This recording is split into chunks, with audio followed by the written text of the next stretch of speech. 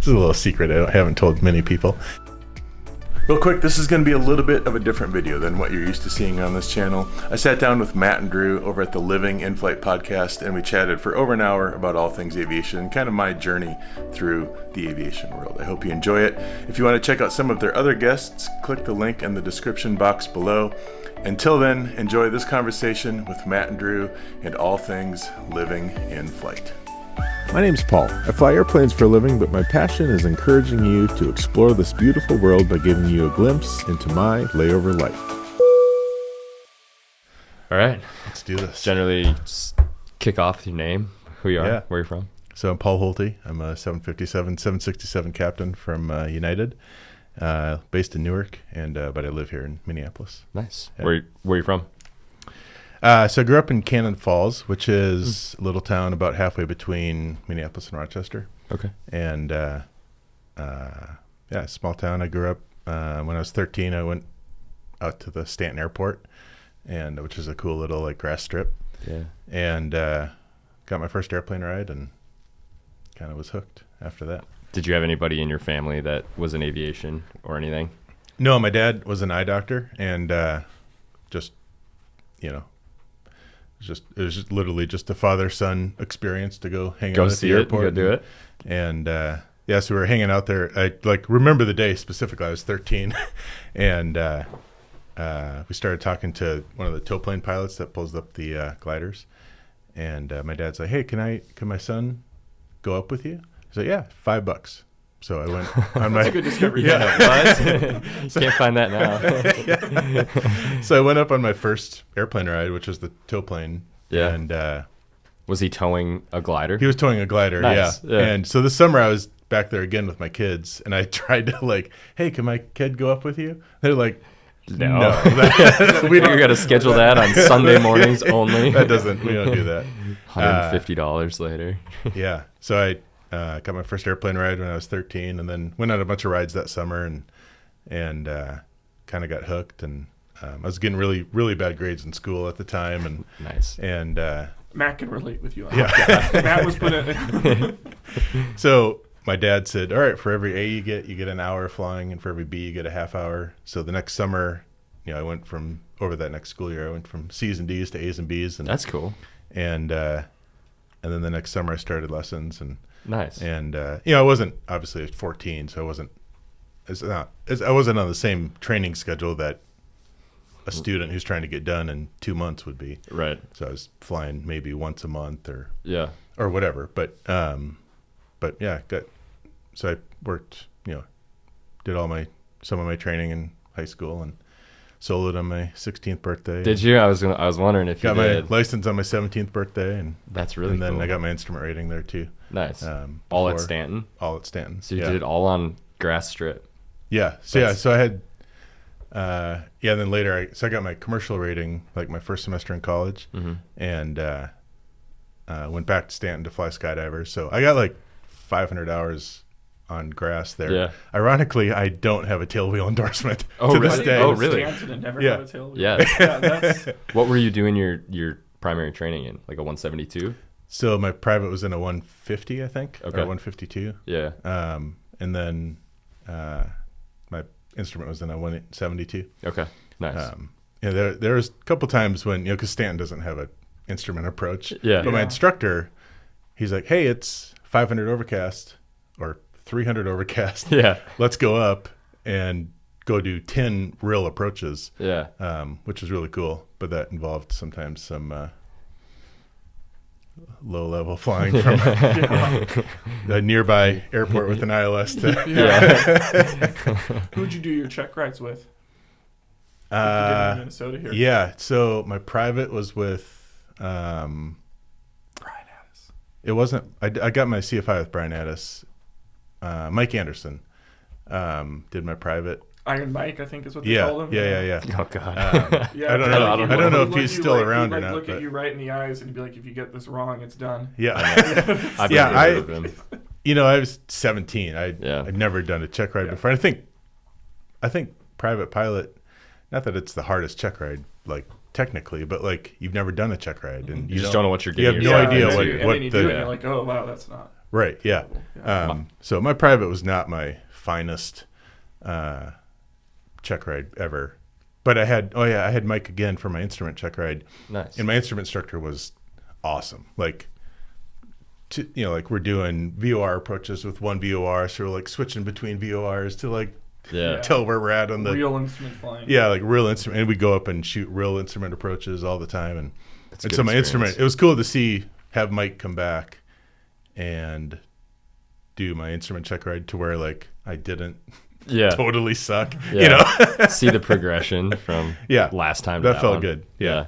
Yeah, I did my CFI with Brian Addis too. Okay. So that was I was just curious if you, because he's been doing check rides. A local legend. He is. Literally. For sure. He knows him, Yeah. I saw him last summer at the Minnesota Ace Camp. He was giving rides in a Cessna Caravan for all the students in the Ace Camp. Oh, nice. And I said, "Hey, Brian, Paul Holte, I don't know if you remember me, but you did my CFI check ride." He's like, "I probably did." It's like, that was you and the 20 years ago. 1,000 people I've seen. Every seen. other CFI in Minnesota. Right. Yeah.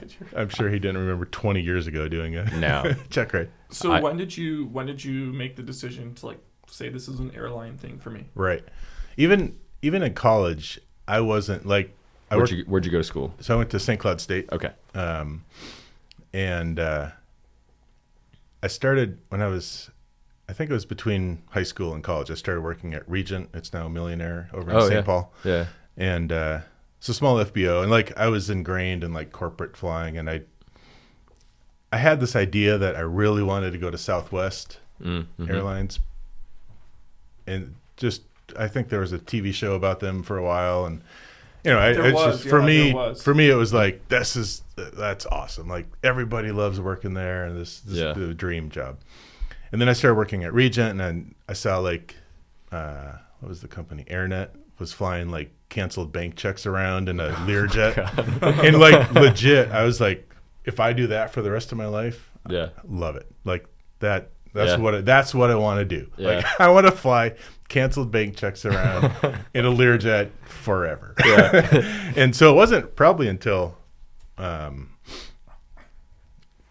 19 or 20 that I was like, maybe I should aim towards the airlines. And actually I was really fortunate in St. Cloud. I met a guy who was the chief pilot of a company up there, and he had a Cessna Citation that he flew, and I got start sitting on the right seat of that. That's like awesome. A lot, which was really cool. And he used to fly for the airlines, and now he flew corporate. And he said, "Listen, if you want to fly for the rest of your life and have a secure job, and it's not hard flying, the airline, like you walk down the jetway, go left, you're doing great." Like, so he kind of turned me on towards airline flying, and nice, and not to mention like let me build 200 hours of citation time when I was in college. That's awesome. I remember wanting to, having low time, and it's like all you want to do is like fly the King Air or something, or like anything. And you're like, I could fly that for the rest of my life. And be like you were saying with a Lear, I'm like, you could do that the rest of my life and be content. And then you get into something bigger, and you're like, I'm not sure I ever want to go fly one of those. Right. And it's like, it's just funny how fast it can kind of snowball and change into something bigger and better. Yeah, for sure. Now you're on the. So what was your first airline and your first plane? So my first airline it's called Express Airlines 1, which turned into Pinnacle, which turned into Endeavor. Okay. But yeah, it was called Express Airlines 1, but they called it Northwest Airlink. Like they answered the phone at the front desk. Northwest Airlink, this is Russia or whatever. Yeah. And I think because they still had Saabs at the time, and it was primarily in Memphis, like that's where the headquarters were and everything. I think because I had 200 hours of jet time, and I also had 100 hours of King Air time, I think that's why I got into a CRJ class right away. But yeah, so the CRJ 200 was my first. Did you flight instruct at all? So you said you did some skydiving. You did. Yeah, so I flew skydivers. So yeah, I got my commercial rating like my first semester of college. Okay. And were you going to school for like aviation management or something? Just aviation, like professional flight or whatever. Sure. Yeah. St. Cloud was a good deal for me because I looked at UND, but because I already had my private and instrument, they just the way they being a Part 141 school, they were like, okay, well, you're gonna have to still test out of our private program. Yeah, it's like, all right, well, but I have my private. Like, oh yeah, but it's gonna be $10,000 to test. Well, I don't need to do that. Like, that doesn't make sense. It doesn't like I have a card in my wallet that says I'm a private pilot. And the same thing for instrument. In St. Cloud, it was like, oh yeah, great. So you just start with commercial. I had like an instant 13 credits. Yeah. Because I think I took a written test or something and tested out of private and instrument. Right. And so I started with my commercial. So I got my commercial my first semester, which allowed me to like have all these random flying jobs throughout college. Right. And I mean, you were so far ahead of people at your same age, right? Yeah, right. Which was only because I had really encouraging parents and parents who could afford, obviously, to pay for me to take flying lessons, I guess. But so I flew skydivers. I got hooked up with that guy flying the Citation. Where'd you guys fly that thing? It was like super short. So it was based in St. Cloud, but they'd go to it was a grocery store chain. They'd go to different stores in the upper Midwest. So it was basically pretty local. We'd fly from St. Cloud to Fargo, which is a 25-minute flight. Yeah. Sounds like flying for SkyWest. Yeah. But then we'd sit around for 8 hours while they went to the stores. Oh, sure. And then fly 25 minutes back. So literally every day I flew for them. I was gone for a day, but flew 0.8. Less than an hour. Yeah. But you do that long enough and you have 200 hours of jet time. And I didn't fly, but back in the day I worked at the Schwann Food Company. Oh, cool. I interned there in college, and they've got their spot down in Marshall, Minnesota. Sure. And they run a plane between there pretty much every day because they've got a corporate headquarters here and out there. And I don't know, towards the end of my internship, they took a bunch of us interns out to do like an ice cream plant tour. Right. And we got to ride on the airplane from cool. Signature at MSP out there. But it's like those. That's what kind of airplane was it? They have the a beach. Yeah. Oh, okay. Or C or D. The kind of Beach 1900. The not as good looking King Air. Right. Yeah. Because then Marvin Windows also has another one that's similar. But anyways, I think Schwann's moved where they were hanging their aircraft, but I think they also have some Gulfstreams. Yeah, I think so too. They keep out there, but they just use the beach. The beach to go back and forth. But anyways, it was that's what those guys did too. It was like, I don't know where the airplane started in the morning. It would go Marshall, Minneapolis to Marshall, sit there for 8 hours, and then it would take the people from Marshall back to Minneapolis, and then pick the people back up in Minneapolis and take them to Marshall. Right. So it's like the same thing. They did like an hour and a half's worth of flying, but they were there for 10 hours. They started at 6 a.m. and we're back at 5 p.m. Right. So it's a turn line. It's But I mean, like, I'm sure it's great for those guys. And all those jobs though I had, like working at Regent, flying the Citation. Like flying the Citation, I'm hanging out in Fargo. Yeah. I met a guy that flew a King Air, and then that turned into sitting right seat in the King Air. So like now I had 100 hours in a King Air. Because would you just hang out at the FBO then? Yeah. And just hang out all day and find something to do. And then working at Regent, I'd met all sorts of people. That turned into a job flying a Cessna 210 for a company out in Stillwater. Oh, nice. So I kind of had all these just random flying jobs. And so by the time I graduated, I had like 1,500 hours. Oh, nice. And actually, I had like 1,440 hours when I was getting close to graduating. And I interviewed with 4 different airlines. Skyway, which was in Milwaukee. It was like a Midwest Express commuter, like Beach 1900s. Yeah. Horizon, Mesaba, and then the last, like I was going to go to Mesaba and I'm sorry. I was going to go to Horizon because I thought it'd be cool to fly up and down the West Coast. Yeah.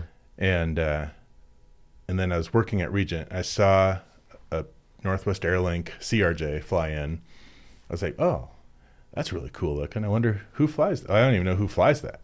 And then I looked it up, and it was Express One or Northwest Airlink or whatever. Yeah, whoever it came up as. And I found a guy who like had just got hired there, and he told me how to like, listen, this is how you apply and get an interview right away. Send them your resume, And then in 2 weeks, call this lady, Kim. Like, I still remember her name. It was Kim.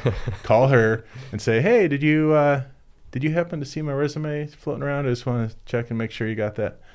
Oh, yeah, I don't. You hear, like, rustling papers. Yeah, through a million of them. Yeah. How much time do you have? Oh, 1,400 hours, whatever. Yeah, well, we're doing interviews on Tuesday if you want to come down, and and that was like the trick. And like I told a buddy of mine, like, and then worked this exact same thing. Like, listen, gotta call Kim. Send in your resume. Call Kim in 2 weeks. She'll send it down for an interview. That's awesome. Who was like the go-to regional that like people, or the airline at that time that everybody was like? I think Masaba was. I mean, especially in Minneapolis, Masaba was kind of the go-to. But I knew that Pinnacle was flying CRJs, and they were opening up a Minneapolis base, and for me, that sounded pretty cool. And yeah, because you look at in my small head, I looked at the CRJ. Yeah, I've been hanging out at Regent all the time, and the biggest thing was a Gulfstream, which was about the same size. Right, it's like that's like so one of the biggest airplanes. Yeah. CRJ comes through, and it's like, wow, that's amazing. Yeah. And I too thought the CRJ was amazing at one point. We'd be in Rochester, and I'd see like, oh my god, like, it's so CRJ. cool. Yeah. You're gonna taxi behind they it. bring Endeavor brings the one in here for their they bring a Girls in Aviation Day. And, you know, and it's the coolest thing in the world to see. It's back in the day. Cool, though, it is, yeah. Here, it's very out of place. Right. So there's something cool about it. And I think that was I saw it in St. Paul. It's the same thing. It's like a corporate airport. Right. And it's like an airliner. Yeah. Which I never really saw anywhere else. The only other airliner I saw was at St. Cloud, which was a Saab 340. Sure. Yeah. I was like, well, if I'm going to pick between the two. Well, now you go up there and Allegiant flies in there, Sun Country occasionally. Yeah, right. You see some bigger airplanes. They've got a control tower too now, I think. Yeah. They didn't have that when I was there. Yeah, they're not very busy. And they don't have radar though, because you always have to do position reports up there. Yeah. Oh, really? Yeah. But they're never very busy. I think they must be borderline right on the edge. I think they're required to have one for the guard base.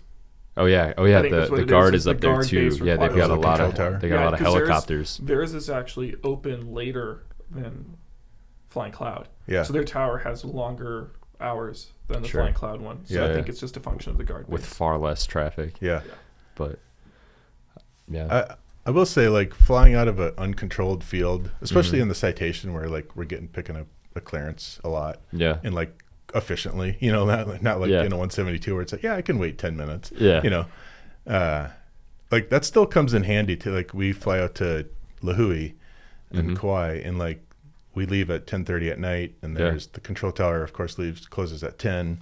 Yeah. There's 6 flights that leave between 10:15 and 10:45, and they're all picking up clearances over, I think it's through Honolulu Center. It's not like flight service station, but that kind of flying, like, still, it's prevalent in the airlines. You don't think it would be? You wouldn't think it would be. There's a place we go to that you had to call flight service to get clearance. That's tough.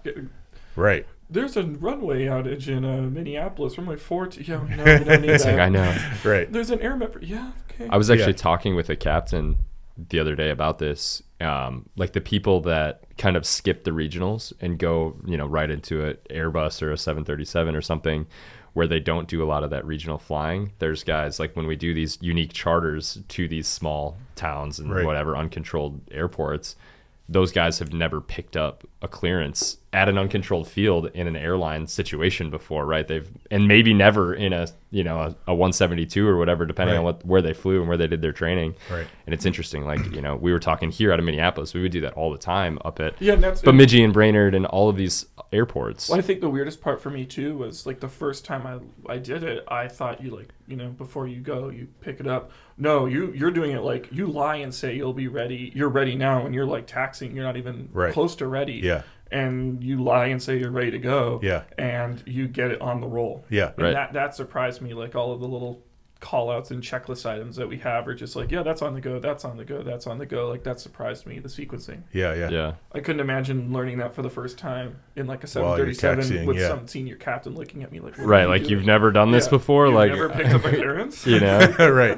Well, then you get to places like down in Mexico where I remember, like, one of my first flights, so I got fast forward a little bit to Continental. I got hired by Continental. One of my first flights was to Cancun. Or no, not Cancun. Somewhere in Mexico. What's the city near Cancun? Cozumel, yeah.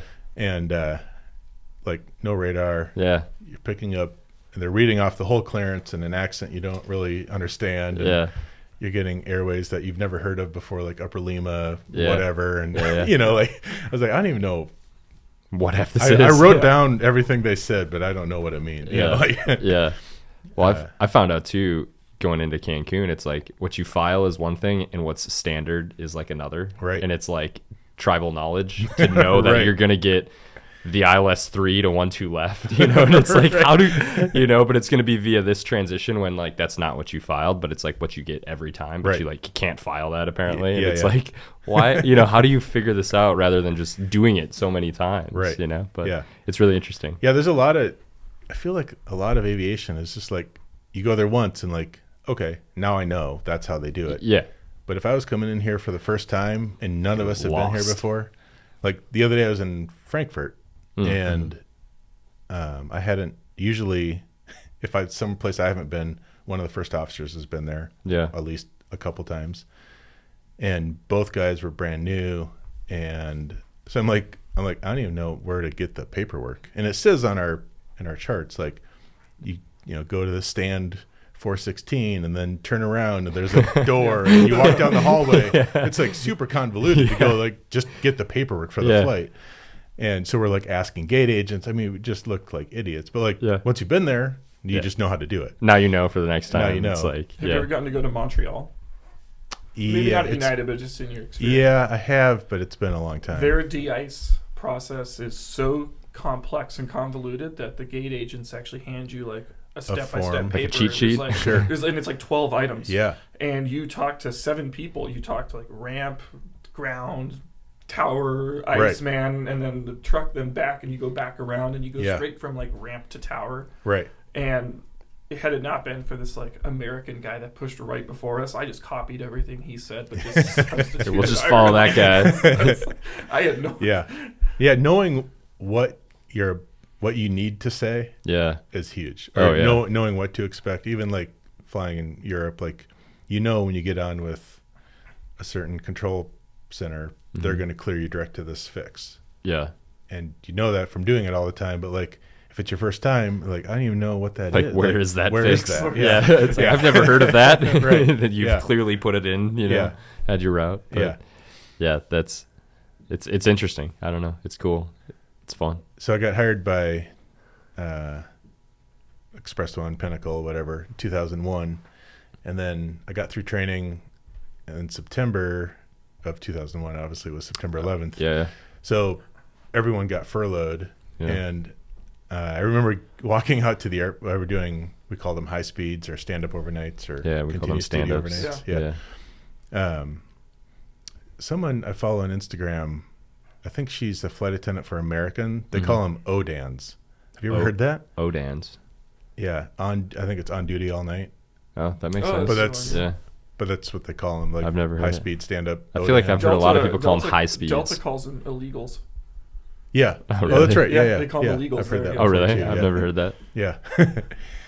Anyway, so I had come back from a high speed, and there's just a note on the wall.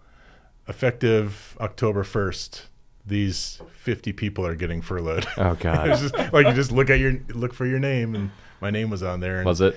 And I, like for someone who's wanted to fly in whatever capacity since he was 13, like to see that, like to like work hard and like go through college, get all the ratings, get all the things, get at an airline,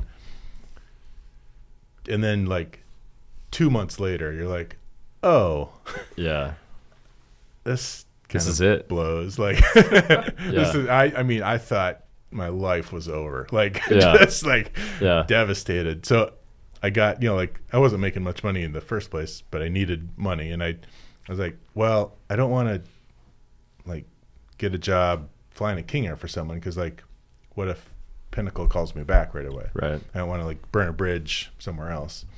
So I got a job where somewhere burning a bridge wouldn't be like that as big of a deal.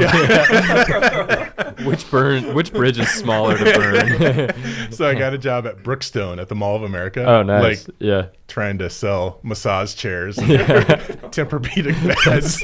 Just wildly different. And it was, I mean, just like the only jobs I'd ever had in my whole life. So are you ineligible for rehire there? Yeah, probably. Yeah, like literally almost every job I've ever had in my whole life has been aviation, like pumping gas at Regent or flying whatever, skydivers. And so it's always been aviation. Now I'm like in retail and just like hating life. And, you know, like one of the sales ladies there was just, she sold a massage chair and there was no commission or anything. Like, and she was just ecstatic. She said, I talked to this guy for 45 minutes. And he went back and forth with his wife and whatever, and I finally sold him the deal. And I was like, is this what I'm doing now? Yeah. Like, this is what I get to look forward to. This is horrible. I went to the food court for lunch, and some old guy that worked at Brookstone gave me a coupon for Arby's for like a free whatever. So I'm using my coupon to get a ham and whatever sandwich at Arby's. I'm sitting in the food court, and I'm just like, I mean, I want to jump off the balcony. You know? Just beat down. I walk back to the store, like, fighting tears. Like, I'm like, this is horrible. And I like literally got to the break room at the store and like just lost it. And anyway, so that unfortunately I was only furloughed for like a month. Oh, that's quick. And yeah, I know. Like, I mean, it could have been 10 years. Right, you know? long time. Yeah. Of course, you don't know it's going to be a month when you're a month in. Yeah. So I got called back to Pinnacle, and they're like, you know, Pinnacle is, hey, you can start on Monday. Yeah. And it was, you know, Friday. I was like, great, I'm there. Like, So I like go to my manager at Brookstone, and I'm like, hey, yeah, so the airline, they need me back, and you know, I can maybe try to stay on and work on my days off, and oh yeah, no problem, and we'll get someone to cover, you know, like next week, and just let me know like what days you can work. And I was like, you got it, no problem. So I kind of walked out of there, and with no really intent of ever going back. Deleted the manager's number. Like, good luck figuring out my schedule now. So, but where were you based? I was based in Minneapolis the whole time. So when Pinnacle had just opened Minneapolis, like as I was finishing training. Oh, nice. So when I started here in Minneapolis, it was 12 first officers. Wow. You know, and I was number 11 or whatever. And the plug. Yeah. So, but you got to do all the greatest hits then, right? Of like Minneapolis CRJ flying. I guess. So did you go to like Escanaba and? I think so. Some of those cities that I felt like were Masaba, like strongholds. Yeah.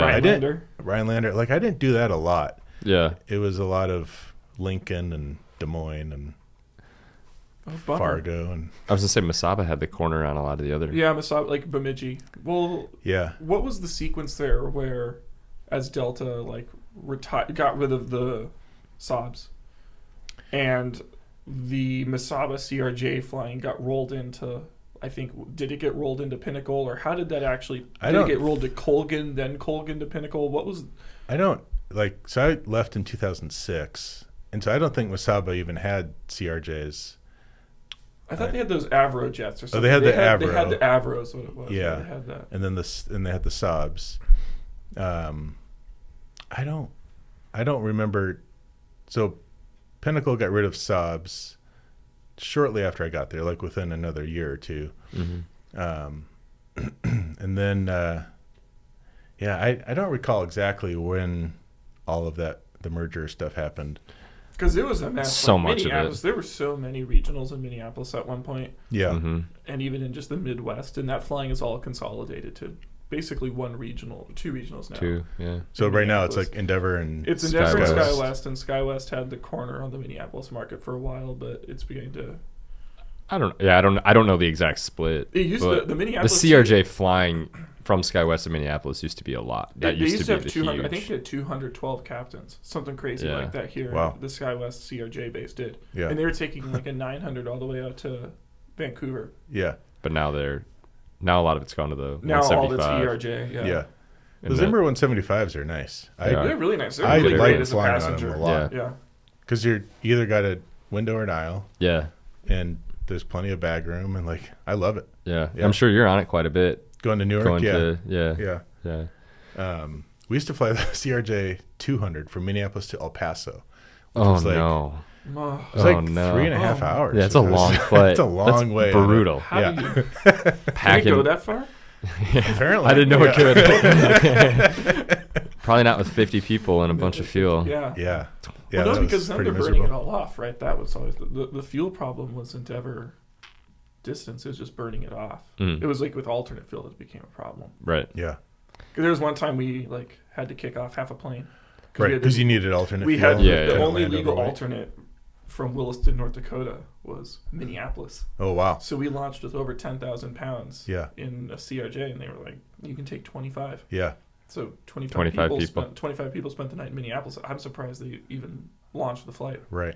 Yeah, it seems like it would be more, I don't know, but at least you get some people there, and then you get paid for, they get paid for completing the flight, right? Yeah. So, which is, it sounds crazy, but we still have, like, we have flights like that where, like, Newark to Reykjavik, like the alternate is Glasgow, like the alternate's 3 hours away. Yeah. Which is pretty crazy that's a far alternate.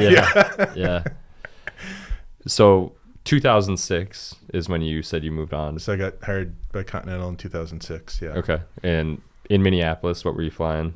So that's still on the CRJ still for Pinnacle, and then got hired onto the 737 at Continental. Nice. Based in Houston. What was funny, this makes me sound like an idiot, but I went to Houston for the interview.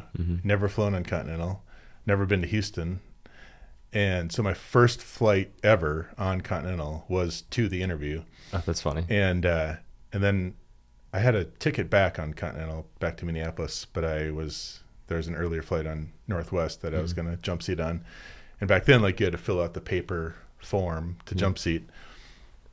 And I got to where it says departure station, and I didn't know the Houston airport code. It's like, where am I? And I literally just wrote out Houston instead of IAH or whatever.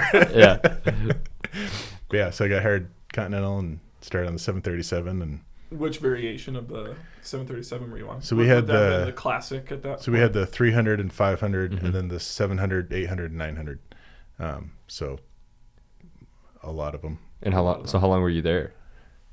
In Houston? Or flying the 737 with Continental. So 2.5 years. Okay. And then, so this is a little secret I haven't told many people. So here we go. Like, go back to like me being in 17 and like Southwest is like, this is where I want to be. I had interviewed with Southwest. So I bought my 737 type rating in the first part of 2006. Okay. Interviewed with Southwest, didn't get hired, and then got hired by Continental. But I still had this like, man, Southwest is like, it's kind of where I want to be. Yeah. I got friends over there and they love it. And so I interviewed again with Southwest in 2008 and got hired or got a job offer or whatever. And then they stopped. That was 2008. So that was like a big wonderful timing crisis. And something happened then. So they stopped classes or whatever. And then I was like, I want to see what the international flying is all about. So that's when I switched to the 757 and 767. Okay. And started doing that. And it was like I fell in love with aviation all over again. Like I never once thought I want to go to Europe all the time or go overseas or whatever. And I started doing that and I was like, this is awesome. Like, I love it. Like, it's like I was learning to fly all over again. And so I kind of decided then that I wasn't going to go to Southwest and stay at Continental. And then we merged with United, obviously, in 2010. 10 or whatever. So you've been with them ever since. Yeah, so I've been with Continental/United since 2006. 2006. So for like 16 years. Yeah. That's a lot of seniority to give up if you were to try Right, yeah. And so Southwest finally offered me a class in 2011. So I interviewed in 2008. Yeah. Had a job offer or whatever, and then 2011 is when I would have started had I chosen to do that. But which I'm sure some people did if they didn't have a flying job. Because of 2008, right? If they were doing something else and nobody was hiring, so it makes sense. Yeah. It seems weird for you, right? That because you were able to hold a job during that time, but yeah. So I was very fortunate. Like Continental furloughed like 150 people, and I had already had 1,000 people or so below me, so I wasn't really affected by that too much. But that's nice. Yeah, and I was very fortunate. So you were based in Houston? Were you on the 737? I was based in Houston, and it was more of a commuting factor. Like all the 737 trips in Newark, which was at the time really the only other option other than Cleveland. None of them were commutable. They all started at 5 a.m. and they ended at 10 p.m. And so 5 days, a 7 day, and all that. Right. Yeah. So the trips in Houston were basically commutable. There's a point where I went 8 months without ever staying in a hotel. So that's nice, which was awesome. And you were living in Minneapolis. Still living in Minneapolis. Yep. And commuting to Houston. And then when I went to the 7576, I switched up to Newark, and because that's where all the Europe flying is. And it's awesome. And back then we were going to small, it was cool because we'd go to small cities like Bristol and England and I don't know, like literally a 6,000 foot runway. Yeah. And you take off out of there with 170 people and fly 7.5 hours back to Newark, and it was pretty cool to see some of the smaller like UK cities and then obviously like my first trip ever overseas was to Athens. Oh wow. Which was pretty awesome. Yeah. Do you ever will a trip ever come like back to the US but to Chicago or Dulles maybe? Yeah, so we have some 6-day trips. This last summer it was a 7-day trip. It was Newark to Munich, and then Munich to Houston, and then back to Munich, and then back to Newark. That's a lot of flying in 7 days. Yeah, it was like 42 hours. Wow. 42 hours in 7 days. And that flight from Munich to Houston is pretty long. It's like 12.5 hours. Yeah, that's a long flight. Yeah. That's probably, like, I think I've never done that flight. I've done London to Houston, but like the longest flights I've ever done on the 7.6 are like Newark to Honolulu or Maui, which is like almost 11 hours. Or like Athens to Newark is about the same. Okay. Yeah, I was wondering what your longest flight was. Yeah. So how long when did you upgrade? So just a little over a year ago. So October of 2021. Okay. Yeah. Nice. Yeah. Were you eligible for the upgrade before that, or was that kind of the soonest? For sure on the 737. Yeah. But you start getting senior on an airplane, and now you're doing Rome on Tuesdays or whatever. The most senior trips on the days you want. Yeah. Or like I buy concert tickets in Amsterdam on February 5th, and then I just bid for Amsterdam on February 4th, and I'd be there for it, and like tough. It's like when you get to that point, it's hard to give that up. I once purchased a movie ticket in International Falls, Minnesota. That's funny. Do you miss hopping around the U.S.? Like having shorter flights where you get to... I do not. See That answers that. That answers that, yeah. It is funny, though. Like, I recently did a Florida turn, and it is funny. Like, you get used to sitting in for the long haul. Yeah. And you get on a 2.5 hour flight, and it's like, whoa. Where's the time go? Yeah. It like. How about when you hop into the sim and do like a 30-minute LOE flight where it's like you got 20 minutes in cruise. Yeah, you got to kind of change your mentality when you go back to the sim. Yeah. It is like one of the coolest things that I think, like, it's not you get on a 10-hour flight. It's not you're sitting with one guy for 10 hours. Right. It's like you sit with one guy for 2.5 hours, and then you go back and take a nap or watch a movie or whatever, and then you get a whole new pilot to hang out with for another 2.5 hours. So it's almost like 3 separate events. Yeah, that's a good way to break it up. So it actually makes the day go by a lot quicker. So when we do like Porto to Newark is like unaugmented, so there's only 2 pilots.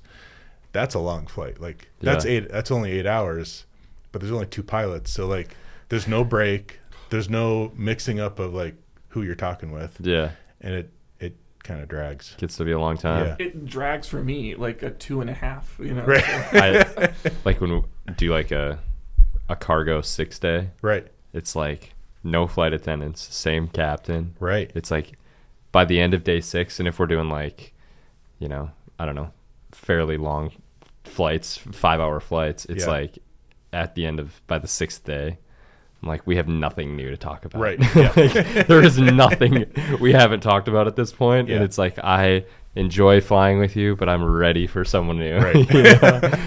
And so I can see how that would be. Yeah. Especially if you're doing like a multi-day trip, 6-day trip or something. Yeah. I just did a 5-day trip, domestic. It was like Newark to.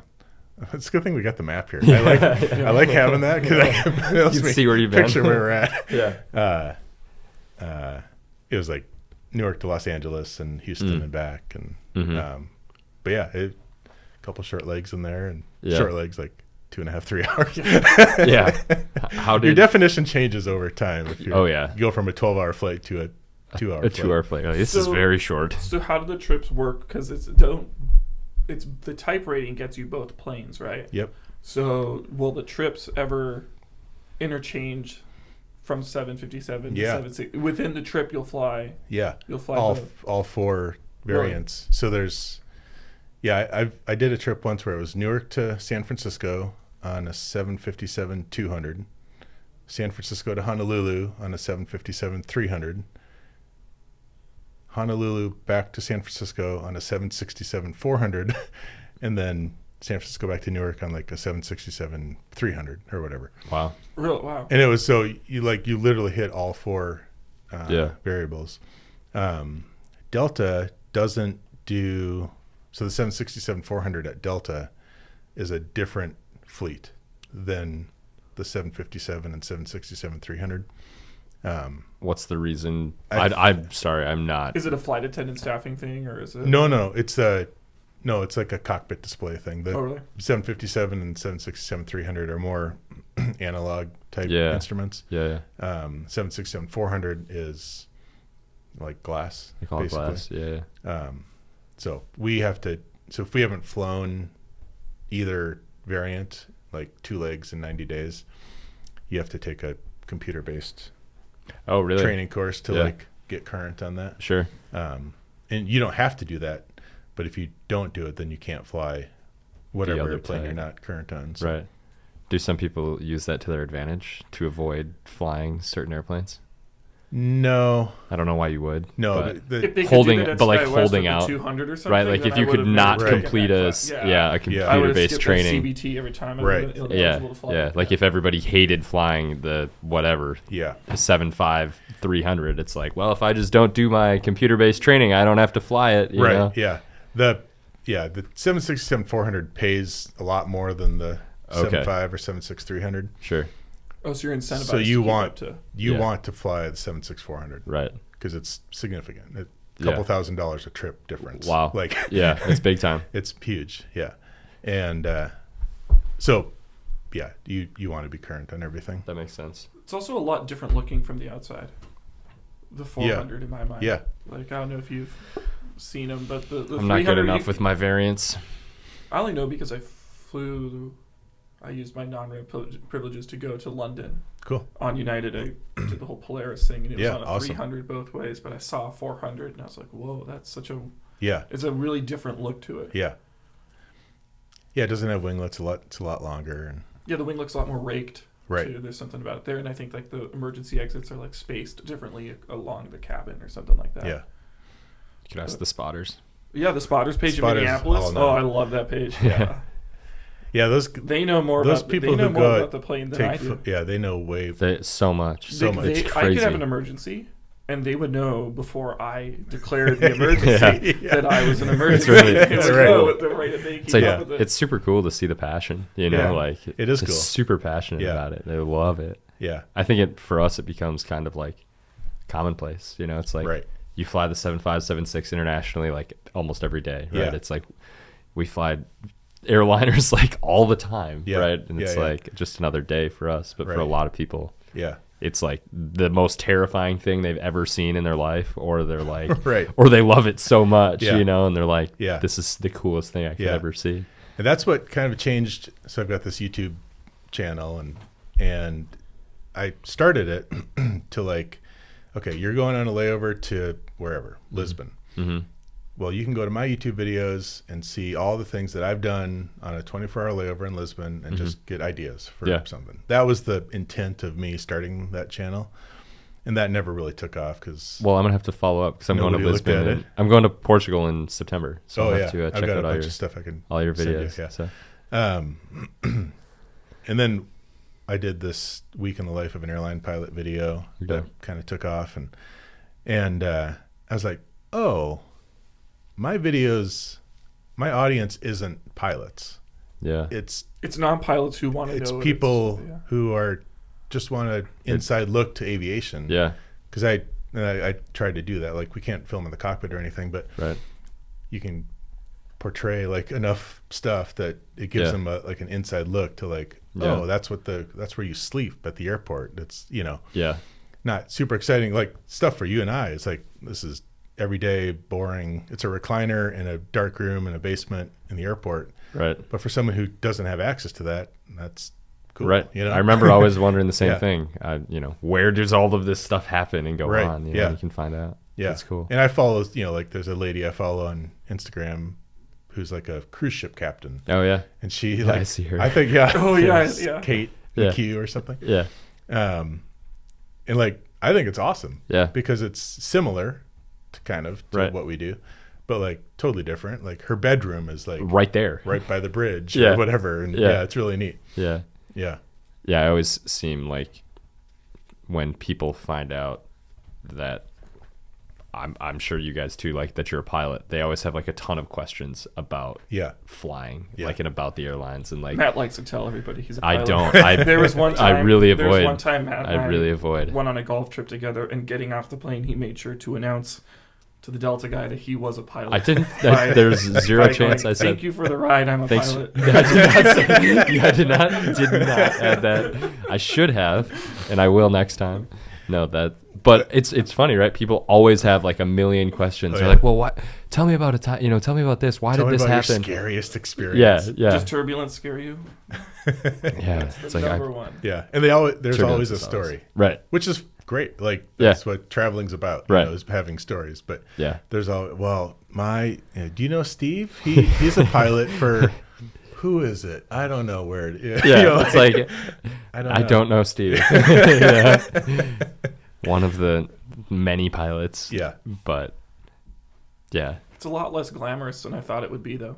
It's really funny because like I idolized it forever when I was doing my corporate travel, like Delta, you know, every week for work, and be like, oh my God, that must be the greatest thing ever. Yeah. And then you sit for 30 hours in Louisville.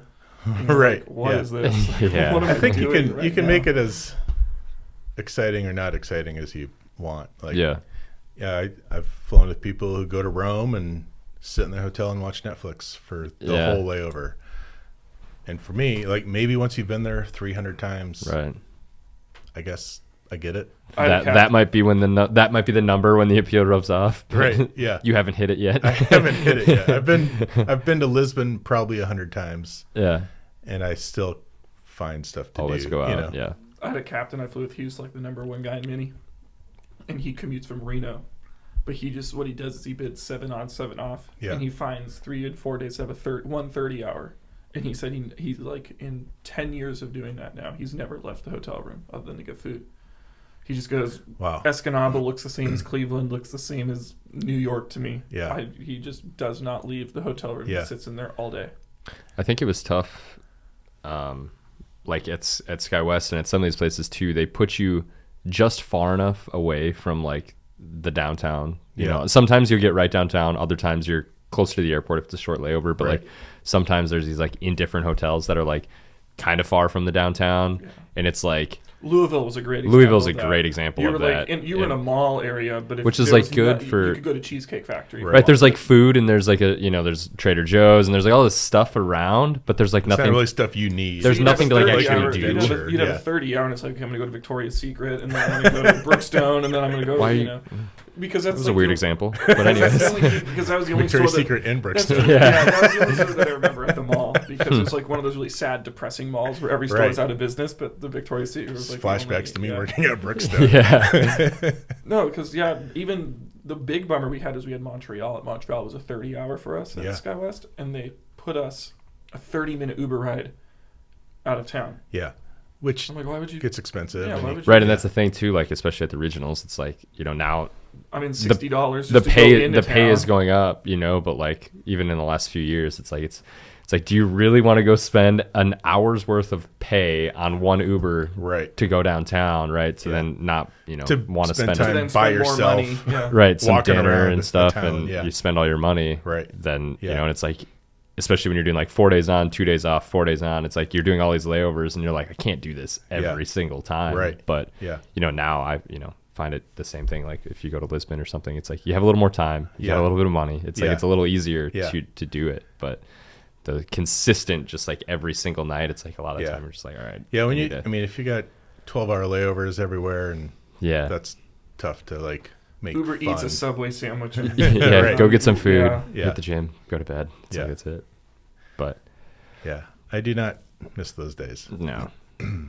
I still have them every once in a while. Like we have some domestic trips where it's kind of a short layover. Yeah. What's your favorite layover? Lisbon. Yeah, for sure. Domestically?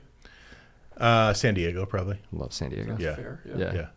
Los Angeles. We have a nice hotel in Los Angeles, and we have more Los Angeles layovers than San Diego layovers. But, sure. Yeah. So I like that too. But what's your least favorite?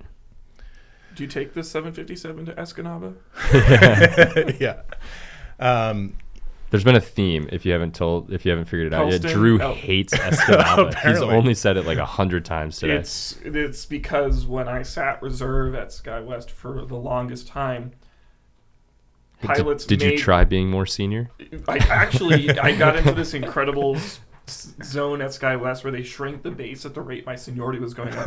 Perfect. No, so I actually never bid better than 100% of line holders. Wow. And I was bidding, when I first started, I was bidding number 107 in base. And in my last month, I was bidding number 40 in base. And I was still number 100. I was still 100% of line holders. Yeah. So my seniority went up 60%. But I never had anything better than the scraps. Right. But what happened is pilots on the weekends would make the decision that they would rather answer to the company about a fake sick call than have to spend 17 hours in Escanaba because your hotel's 3 miles outside of town. You get in at 2 p.m. You sit there all day on a Friday or a Saturday. Yeah. And then you leave at 4. It's a 4 a.m. wake up on East Coast time that next morning to go back to Detroit. And so it was horrible. And I used to do it all the time because people would call out of it. And I would be the only, for my first month at SkyWest, I was the only reserve in base. The only organic reserve in base was me, and I got that all the time. I'd see it go into open time. No amount of incentivized pay was enough to get somebody to do it. Yeah. And I would get deadheaded to Detroit to then go do that flight. And so I called myself the mayor of Escanaba, like I knew all the bars, because what else was there to do? Yeah. And so it's like this deep-seated part of me now that brings up rage, It's just it's brutal, but it's like, Matt never had to do that. I never went to Escanaba. Matt had such a rosy career at SkyWest. It's unbelievable because the way that they shifted the CRJ flying in our time there was like he was doing Memphis and Nashville and Newark. Yeah. And I was like Escanaba, Pelston, Alpena. Hardly did any of those. That's funny. I don't know that I ever went to Escanaba. I don't know that I could find it on the map. I mean, I could find it on the map, but it's in the UP, right? Yeah, it's in the UP. It's I'll show you. So where Matt's pointing to the airport, you'll notice there's like a big gap between where the airport is and then where the town is, and they put you out by the airport. Yeah. And then you sit like there I've actually heard you sit there in the comfort suites. I've heard Escanaba can be cool in the summer. In the summer, it's fine because it's right on the lake. Right. Yeah. But you got to be there for more than 17 hours with just some like senior mama flight attendant who purposely bids the 200 so she doesn't have to do service. Right. And then some reserve captain it's a who's short flight miserable to be there too. Right. Like that's the. But in the deep dark fall and winter and early spring, it's not that glorious. Apparently, it was euphoric the last time. The when I realized when I was leaving SkyWest that I would never go back there. Never is a strong word. Yeah, it's a very strong word because I have seen that we do fly in there on charters sometimes, but I don't think the overnight exists any longer. It was a euphoric experience. I'm just going to complete the last day. Yes. There was one hotel in in the UP that I thought that we went to where like. Oh, let me guess. Ready? Was it Pelston? And it was the Pelston Travel Lodge across the street? I don't remember. Pelston's not in the UP. But the hotel didn't have a van driver. They just had a van. So you would get the crew would drive and drive themselves to the hotel. Talk about like local knowledge. Yeah. Like everybody's staring at the van, nobody's coming to get you. You need to know that you drive the van, but you also need to know how to get there. The one I like is up at Pelston. I call it the Bates Motel because this place is really sketch. And we called for the van to come once, and the woman just goes, "Can you guys just walk?" Yeah. That's what she said. Can you just walk? We're like, no. I did that. 10 p.m. I think I was in Bemidji, Minnesota once, and we walked to the hotel. So you have to be nice to Bemidji. Because I got nothing wrong with Bemidji. We're big Bemidji people here. Yeah. So that's where Drew's family is like from. Oh, cool. Yeah. So I actually like purposely picked up like Bemidji stuff to go stay at our house over like in the summer as opposed to. My dad grew up in Baudette, which is on the Minnesota-Canada border. Yeah. So that's like, we used to go up that way a lot. Yeah. To answer your earlier question about what's junior, or that wasn't your question, what my least favorite place to go. Least favorite? We can ask that too. What I do all the time now as a junior captain is London, which sounds ridiculous that that's the junior city. But like when you look at it, other than like the city itself is awesome. Like London is a great city. They put you really far outside the city or something? No, we're in the city. Our hotel is horrible. It's literally I can't say, but it's literally only United pilots, and it's basically dorm rooms, and it's horrible. That sucks. But but it's a 15-hour 3-day, so it's not really worth a lot. Like when you could go to Rome and it's 19 hours. But it's an hour and a half van ride sometimes, and the hotel's not great, and security is a total pain in the morning, and so like that's why it's junior. If you're based in LA, London's probably senior, great. It's do they share that hotel with like other airlines too? Is it just kind of very because we had one in Toronto where we would see like Pakistani like every major airline flew into this hotel, and it was a nice hotel, but there was an airline floor and the rooms were garbage. It was it was horrible. It was right in downtown, right up against their version of Times Square. And it was horrible though. And it was the airline floor. There's another hotel next to this hotel where Delta and JetBlue and some other airlines stay, and it's awesome. And we used to stay there. Now we stay at this other place, but it's only United. And it's you have to send me a picture the next time you go because I'm really curious what the dorm room living is like in London. It's nice to be in a hotel where it's like normal people and not just all pilots. It literally feels like you're in college when you're there. Which is it sounds like in college with all guys for the most part. It sounds like you could use a character building 200 trip to kind of bring you back down. Apparently, I need to go back to Escanaba. You need to go do a 4-day where you never leave Minnesota. You're right. It's easy to get spoiled. Especially once you get senior and And you've had a good taste of what could be. Yeah, and right. now you're. Yeah. Why'd you choose to upgrade? Was it just about time, or? It was time because I'd been with the company for 15 years, and I could hold it for sure. Yeah. But mostly we started sending our kids to private school, and that was like we just needed more money. Someone's got to make some more money here. So that was the driving goal. But it's been really cool to like the flying is flying, like it's whatever. It's a white line that goes to another white line. Yeah, that's right. Yeah, but being able to set the tone in the cockpit, in the cabin, like this is going to be chill, we're having fun, like that's you get to fly with your favorite captain. that's right. Yeah, it really is like awesome. Like only for that reason. Like I don't really care about being called captain or whatever, but but just being able to set the tone of the cockpit and have you flown with bad captains that you are now personally trying to avoid being like? Yeah. I think you learn. Yeah, I'm just kind of curious, like, how much of that kind of plays in your mind when you're talking to someone. If you're like, I remember when this guy was a jerk to me. Yeah, for sure. Mm-hmm. Yeah, and the stuff that they always say that there'll be one flight or one captain you fly with. It's like, all right, time to upgrade. Yeah. And there was one time we went to Shannon, Ireland, and I personally like to stay on the airplane until all the passengers are gone, especially when you're overseas. Because, like, if someone gets hurt, the flight attendants can't just call someone on the radio. Like, it's kind of a process for them to get a hold of somebody. So if all the pilots are gone, and now someone's hurt on the airplane, on the airplane that you just flew, and they don't know what to do or whatever. Kind of like, I mean, obviously, it'll get worked out. But I like to be there till everyone's gone. But when you're a first officer, like if the captain walks off the plane and heads to the van, like then you just kind of got to go. Yeah. And that's what this one captain did. And I was like, all right, whatever. So we walked to the van. Now we're sitting outside waiting for the van and for like 30 minutes. Yeah. And now the flight attendants are rolling out to the same spot we're waiting for the van. I was like, now we look like jerks because we ran off the airplane just to stand here. And now they're all here. Like we would have all gotten here at the same time. Yeah. And then we used to stay in two different hotels in Shannon, and now we stay at the same hotel, the flight attendants and pilots. Mm-hmm.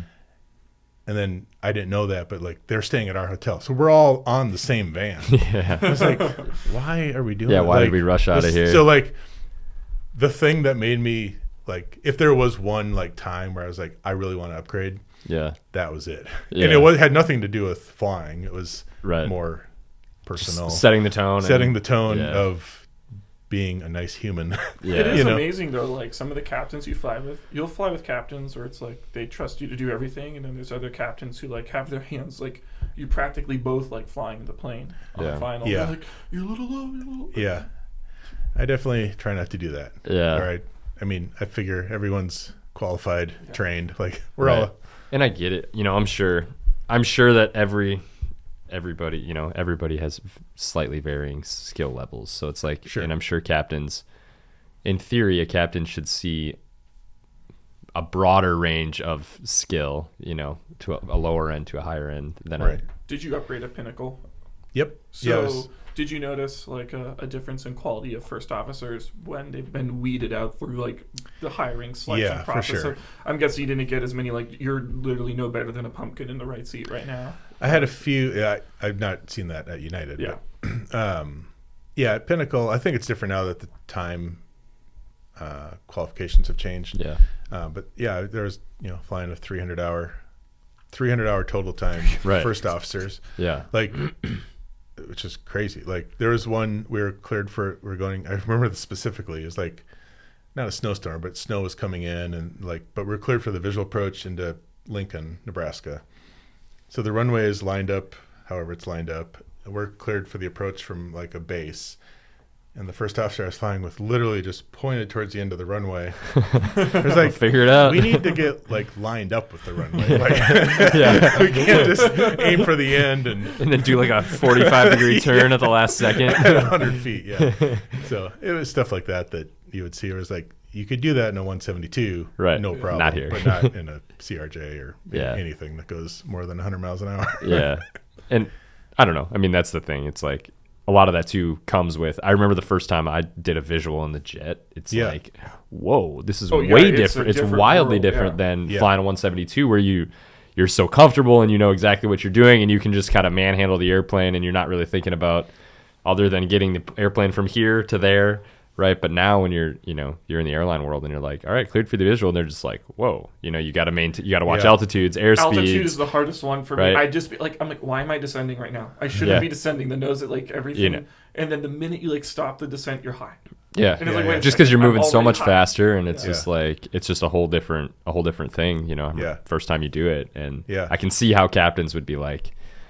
They see a lot more, whereas in theory, when you're a first officer, your captains should be a little bit more like steady in terms of skill, right? Because they should all be, near the top of where they are. They shouldn't have a whole lot more skill to learn necessarily. Right. I remember the first time I ever landed the Citation when I was in college. So I'm like 19. I've got 300 hours, like exactly like who I didn't love flying with later. And like just flying down the ILS but at 100, I forget what the Citation flew at to land, probably 120, like not super fast, but I felt like I was balancing a bowling ball. Oh yeah. Nail, it's really difficult. Yeah. I think it's really funny because like in GA, like just working in the pattern was row, and then when you had to do like an actual ILS, you were like a little worked up. You kind of had to like be in a zone. Yeah. And then you get to the airlines and you see it's like overcast 500. You're like, hell yeah! Like you're like, yes, this is great. So easy. Like it's like it's actually it flip flops in a sense. Yeah.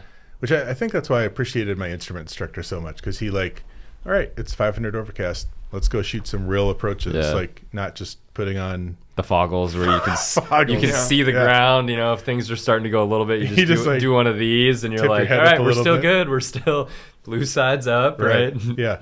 But you can't. I remember the first time I was in a cloud, it's like you can't look outside. There is nothing out there that's going to help you. That was my favorite thing as an instructor, was taking students into actual for the first time and watching them react to it, because that was like that was a very defining moment where you could see what they were going to be like as a student.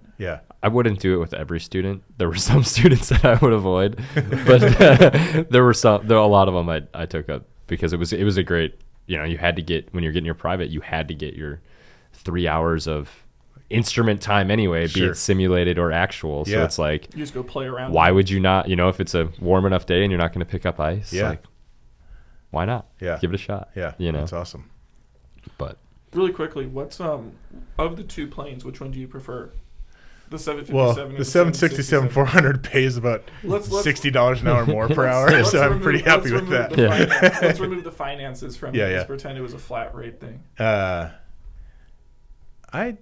I do like sitting in the 76400. It's pretty cool. But the 75 is, I feel like the 757 is like one of those airplanes. It's not like the 747 or the 727, but like it's today's version of the classic airplane. And so I think that's pretty sweet. What's it like to finally get to taxi? It's pretty nice. My first flight as a captain was from Newark to Miami, and I think our gate was full, and we had to go to a de-ice pad to wait for our gate to open up or whatever. And I was like, this is awesome. Like, we're just taxiing around the airport. Like, you're just having fun. Like, this is great. Like, it's pretty cool. Is it stressful to taxi something that big? No, it's not. And when I look at a 76400 taxiing by, like when I'm standing in the terminal, I'm like, wow, it doesn't feel like that when you're sitting in the cockpit. It doesn't feel that. It doesn't feel that big. And airports are obviously designed to move airplanes like that around, but when you look at it from the terminal, it's like, man, that's a big airplane. The hardest part is turning on to the line to park at the gate, and like 757-300 is a lot longer than a 757-200, but can't really tell the difference when you're sitting in the cockpit because they look identical. Right. 76400 turns in a little bit, longer than, so figuring out the turning the 90-degree turns when you're parking is tough. Probably one of the more challenging parts of it, but it's pretty fun. I'd make it a little game of mine. I'm sure some people hate this, but I personally think if you're always moving, then the passengers feel like you're going somewhere. Oh yeah. Versus like going really fast and then stopping for 5 minutes and then taxiing again and stopping for 5 minutes. And then, so if I taxi probably slower than most people in order to keep Just so you moving don't at least slow. Yeah. Because then it feels like you're making some progress. Yeah. Can't always do that, but a little game I play. Yeah. Yeah. I've had captains say that too. It's like, they don't like when you stop. We'll just keep moving. I like taxiing with the... You make it sound like the crusty captain say that. Maybe that I'm turning into a crusty captain. I don't know. Regional. Must have been a regional thing. Yeah. I like taxiing with like the stand-up guys who like just scream down. Right, Like yeah. you land in Mini that next morning and you're like airspeed alive down Papa, screaming over to the ramp. Yeah. It's funny when you see like a 777 or something just like hauling across the taxiway to like, because you know the guy's got a commute flight home or whatever. It's like, it's my airplane over there. I can't miss it. Still like a 500,000 pounds taxiing around. Like, yeah. What's like the, not to put you on the spot, what's like the max takeoff weight on the 767-400? This is CQ. Welcome. Yeah, right. Roughly. We're going to talk about the engine failure profile now. Yeah. So. I don't even know because you said like 450. Okay. The 76400 is 450. Okay. And the 76300 is like 410. Okay. Yeah. The 75 is around 250,000. Okay, that's not as high as I really thought. I thought it was gonna be. I thought the 76 would be a little more. No. I don't know. Just a thought. I mean, what is their A380 like 1.3 million or something ridiculous? Yeah. You know, I just think it's funny that we weigh something so big, 450,000, but we weigh it in pounds. Like something that's such a small unit of measure. Yeah. I just think it's funny that you have to like have these limitations memorized because to begin with, like if you put bad data in the planes, it's like you can't go. Right. Like why do I have to know this? Like you're not going to let me go to begin with. So why does it matter? Yeah. Yeah. You'll give me a warning. Yeah. But do you have any desire to change airplanes? Not right now. I don't love going to training, or not like CQ or whatever for like 2 days. Why don't you love going to training? Who doesn't love going to training? Right. Why would you want to spend more time in the box? But like spending 5 weeks in Denver, like is not my, like I like going on layovers and flying and having fun and so you don't want to go fly the 7.8 out of SFO or something? Yeah, eventually. But not like, I don't want to go be a captain on it and be on reserve forever. Right. Which is what I would be. Is that what you'd be right now? For sure. Yeah. I'm just getting to the point where I probably start holding a line on the 7.6, which is really nice. Because I haven't, like, when I started at Continental, like, I basically wasn't on reserve ever. Mm-hmm.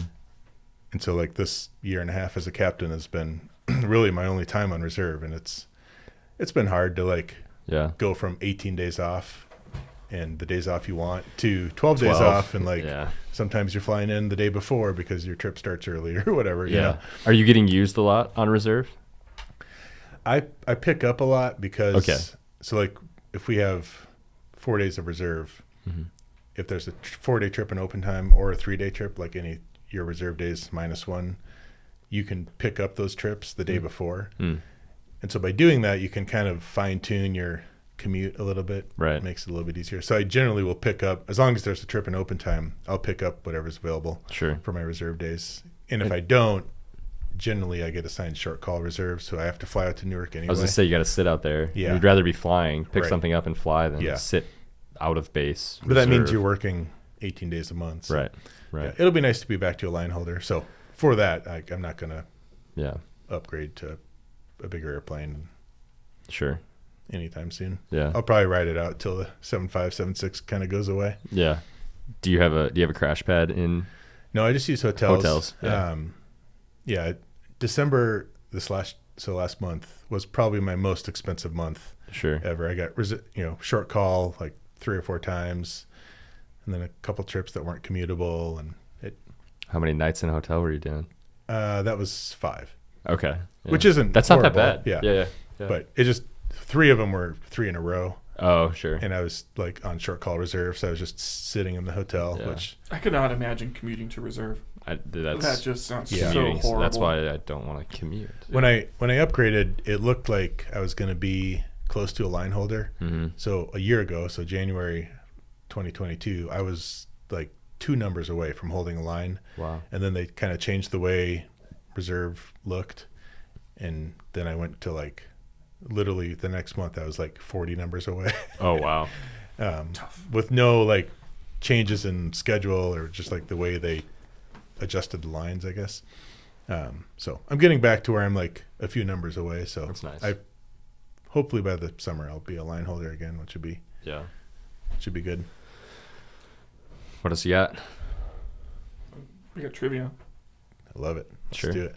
Do you want to slide around so you can alternate? All right, so the trivia is based off of the 7.6 and 7.5. And before Matt makes... Matt likes to make a lot of comments about my suspect trivia. Yeah. But I'm fairly confident in my research here. Yeah, he's been known to... I said before, I superseded... Have wrong answers. Me, like, what kind of engines we have? Do you not know that? What kind of I know the 7.5 has Rolls Royce, and I think the 7.6 has GE. What is the 7.6? There you go. Okay, go ahead. Sorry, I jumped ahead. What is the when the RCCs are 3? What is the maximum crossover you're allowed to have? Yeah. When did the 7.6 make its Farnborough debut? Oh gosh, that's a great question. Farnborough. Do you want to go back to the RCCs? And crossover? Definitely not. That's the air show in London, right? Or near London? In Europe, that's what I'll say. I don't know. Or is Farnborough the one? Because I feel like it goes back and forth. It's not in Russia. We can eliminate. We can eliminate. There's one in Paris and one in London or London area. I forget which one's which, but will it affect your answer? I'm just stalling. He's just dialing in the exact date. Well, this one was July 9th, and this one. What's the Wi-Fi code here again? All right, so the 7.6 made its debut in Farnborough. I'm gonna say 1993. Ooh, 1982. 82. Oh, it's an old plane. Only a decade off. Close. Hey, in like the span of history, 10 years isn't, bad. Yeah. Who was the 77? Wow. Who was the 767 launch customer? All right. Can I phone a friend? Was it an American company? Yes. Or is it? It is. This is according to Wikipedia. Yeah, this is where Drew gets his answers. Reliable. I'm going to say Delta. It's actually United. It says United. So it's interesting because the Farnborough one that they did was actually a Delta painted plane. Oh, okay. But according to Wikipedia, United was the launch customer for the 300 or whatever it is. I might be wrong though. Now I'm probably wrong. I'm probably wrong. It was probably Delta, and you're probably. I think both Continental and United had 200s for a while. I flew the 200 at Continental, and I'm pretty sure United had them also, but I could be wrong. But no, I'm right. The 767 project was officially launched in 1978 with an order of 30 aircraft from United Airlines. Huh. That's cool. The rise and fall of the Boeing 767. Did you know there's been a fall of the 767? I didn't know we were falling. It's launching the 767 in 1982. It's the first 767 entered service in September 1982. Go back. That's where it said it. With United Airlines. Huh. Yeah. Cool. That is cool. Fun fact. It's been around for a while. I mean, that's 40 years. Yeah. Of one airplane. Yeah. Feels like I'm on. It's a long time. Feels like I'm on the tail end of it. You're on the downfall of it. I'm on the fall. So, according to the United website, how many seating variations are there for the 767-300? Oh my gosh. Because he rides in the back so often. Yeah, you'd think I would know. I'm gonna say 3. There's 3. Is there? Yeah. There's one really nice one that's really good for non-revs because it's like half of it has. I was actually talking to the flight attendant. They said that it has the same amount of Polaris seats as a 7.8 does. Yeah. Yeah. There's one that has like 50. It's like half the plane is Polaris. Seats, yeah. Then the next is like all premium economy, and then in the back, it's only normal leg space up the center of the plane, and then it's extra leg space seats down the side. On the side. And they run that to and from London. out of like Dulles and Newark, and that's what I used to get to and from, and it was like auto Polaris. Yeah. Speaking of auto nice seats, we came home from Paris on Delta the other day. Do you guys know how Delta does non-revs for? Somewhat, yeah. Like, do they typically put you in nice seats if that's available? Yeah. Were there nice seats available and you didn't get? Yeah, there was like 28 seats in Were Delta. you Zeding? Yeah. That's the problem. Oh, okay. You have to have travel benefits you actually have to have listed benefits. You can't get upgraded on Zed unless the gate agent feels good about you. Because that's what I'm curious, because like we can technically flow back jump seat United and Delta at Sun Country. Yeah. But will that flow back put you into a Delta 1 seat? I don't know. Right. I think it puts you in. Yeah. You would think it would put you in whatever's available. Yeah. Yeah. I wonder if I had listed us for like a first class Zed fare. Can you list? I don't know if you can list for it was an option. Really? I thought Delta just automatically put everyone in nice seats, but we were in row 50. Oh, was this with your family? Yeah. Oh, okay. I was like, with work, did they made you? Were you on something else and you were Zedding differently? Oh, no. We were I just was like, coming back from vacation. Nice. Yeah. All right. Let me make sure that you don't accidentally say that. There you go. What airplane was the 757 designed to replace? 727? Yeah. 727. Yeah. Okay. This is a true or false question. The 757 is classified as a heavy aircraft. I would say it was true for the 75300. Yeah. I think it was true for both. From what I read, it's a function of just the wing design creates crazy vortexes. Oh. Vortices. Yeah. It was the logic on it. Yeah. Because I thought to be a heavy, because we used to say heavy on the 7.5, but then something changed. But it was it the wing? Was it the addition of the actual winglets that that killed could the be, yeah. Because I think it's like from what I heard, SkyWest, what their logic was taking off behind a heavy. The 757 was considered that, and when they put the winglets on it, then captains started using discretion, saying like, okay, we don't need to. We can consider this not a heavy anymore. Huh. Yeah, because I remember we used to say heavy on the 7.5. And maybe it was only the 7.5-300 that we said that, but it's true-ish, false-ish. Yeah. That's the answer. Is that noted like in your paperwork? Whether you're heavy or not? Yeah. No, that's a good question. You just kind of have to know. You just kind of know if you're saying it or not. And right now, like if you're on any variant of the 7.6, you're heavy. Heavy, and sure. If you're not, then if it's 7.5, you're not heavy. You're not, yeah. Or you don't have to say heavy anyway. Sure. Yeah. It's interesting. Like you say it on tower and ground and approach control in the United States, but over in Europe, nobody cares. Sure. But in Canada, you say it in the en route center facilities. We'll say heavy. Heavy as well. Roger. Huh. Yeah, Roger. Check. Roger. Right. Next one. Where was the 767 manufactured? I mean, and we can couple it with this question: where was the 757 manufactured? I gotta say Seattle. Close. Everett. Which one was Everett? Oh, okay. One was you see one's Seattle and one's Everett. No, one's technically not. I see how you would call it Seattle. Yeah. But there's like a city. Tacoma. It starts with an R. Close to Tacoma. Close to the airport. You come in right over top of it. I don't remember what that is. Renton. Oh yeah, that's right. Yeah. I'm gonna say the 7.5 was in Everett. The 7.6 was in Everett. The 7.5 was in Renton. Okay. Have you been out there to the facility? Yeah. I've been to the Everett facility. It's pretty cool. Yeah. Yeah, that's when I went to. It's I mean, it's huge. It's I don't know, just cool to see. Yeah. Maybe if I ever get off the 7.5, 7.6, I'll go get to pick up a new airplane. Yeah. Yeah. Who operated the first 757 flight? We want the names of the pilots. Yeah. You know the guy Steve I was talking about earlier? Steve was definitely one of them. It is a tough one because it's not the airline you think it's. It's an obscure airline. The Air Force? No. It's an airline. It's a 121 carrier. Okay. ATA. Eastern. It's close. Oh, Eastern. Yeah. Okay. Yeah.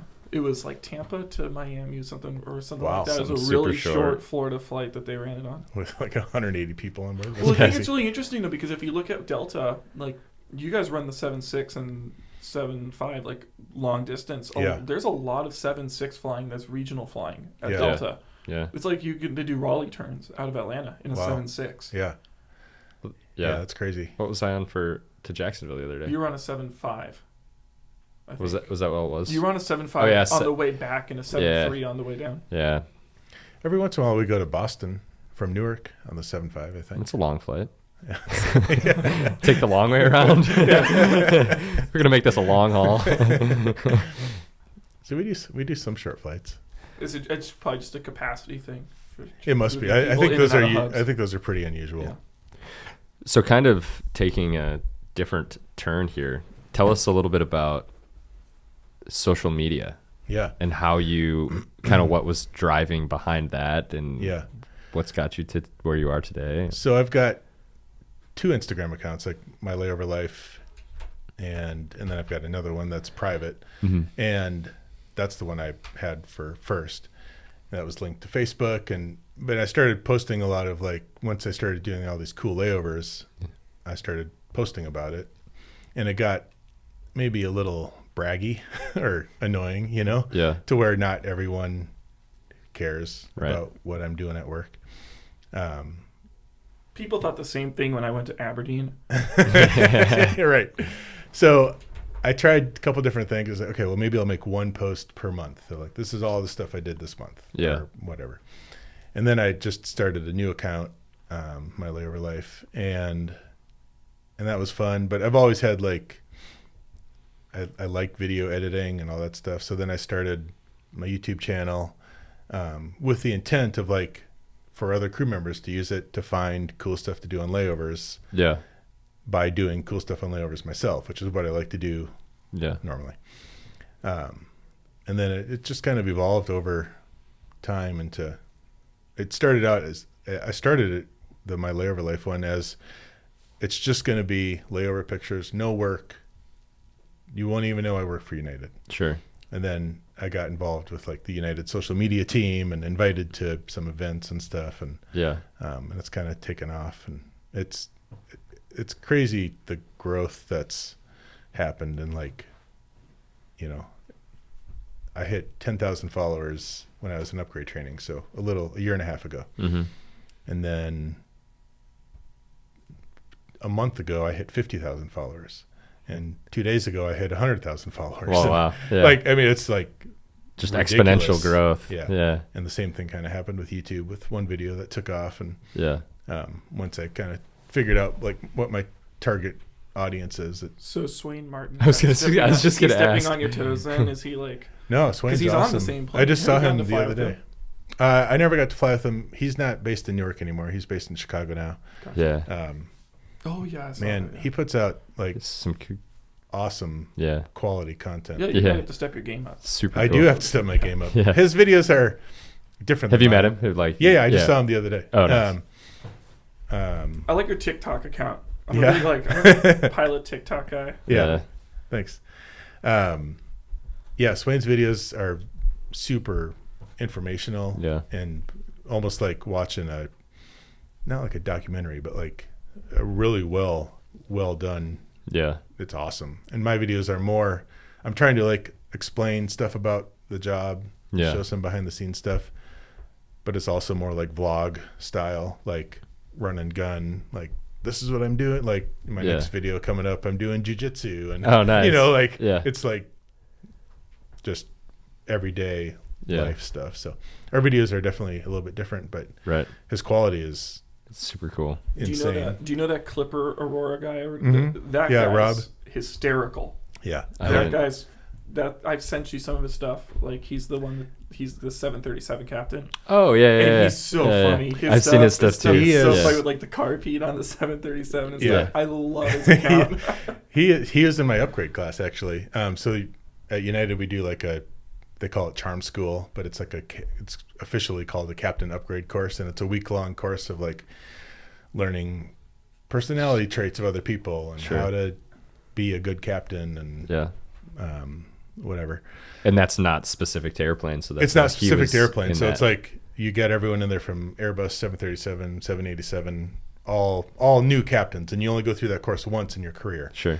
And then you go through a wing ceremony, which is really cool. Like your family comes out and they play music, and this is Paul. He's a 757 captain based in Newark, and he lives with his family in Minneapolis, and that's cool. He does jiu-jitsu and likes photography, and like you walk across the stage and they give you your wings, and it's really neat. Yeah. But anyway, Rob, the Clipper Aurora on TikTok, was in my upgrade class, and man, he is A, super nice, but B, you should have him on your podcast because he is one of the funniest people you will ever talk to. I know. I'm gonna have to. We're gonna when this is over, we're gonna have to talk, Paul. Yeah. I can give you his contact. But he, so we were in Denver for this Captain Upgrade course, and one of the modules was a Zoom call with Scott Kirby, who's the CEO, and so if you wanted to talk to Scott, you had to stand up, get in front of the class, and talk, like walk to up the camera, to the computer in front of the room. Yeah, walk up and go sit. Yeah, right. Yeah, it's so awkward in front of a room full of people, and now everyone behind you can't hear what you're asking. Yeah. And this guy Rob got up and literally gave Scott a 10-minute monologue, and Scott was just cracking up the whole time. I mean, just like on the floor dying. Yeah. And he got done with this like 10-minute monologue. The instructors are starting to walk up the side of the classroom, like ready to pull him off the computer. And then he says, "All right, now with all that said, I got 3 questions." It's like he didn't even get to like the main point. But yeah, he's a super, super nice guy. And that's cool. His TikToks, I think, are funny. I love them. I'm just not creative enough. I never had a creative really enough mindset.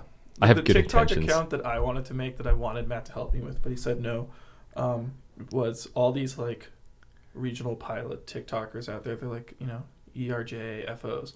And they're like, come with me on a day in the life of an airline pilot. We started in Charlotte. I don't know.